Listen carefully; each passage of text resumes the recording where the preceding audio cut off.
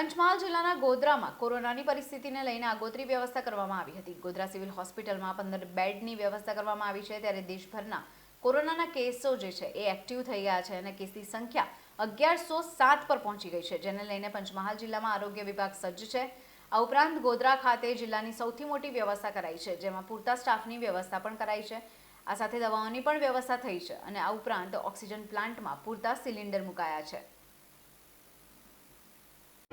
હું general hospital ગોધરાથી civil surgeon doctor Mona Pandya બોલી રહી છું।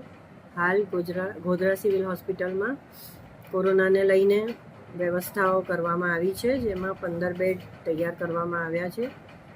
અમારી પાસે સ્ટાફ પણ પૂરતો છે। PSA પ્લાન્ટ અમારા કાર્યરત છે, ઓક્સિજનના સિલિન્ડરો પણ છે અને દવાઓની જે જથ્થો જોઈએ કે દવાઓ જે પણ જોઈએ કોરોનાને લગતી એ પણ ઉપલબ્ધ છે અને કન્ઝ્યુમેબલ્સ પણ ઉપલબ્ધ છે। હાલ કોઈ કોરોનાનો કેસ ખરા મેડમ? હાલ આપણી પાસે કોઈ કોરોનાના કેસ છે નહીં।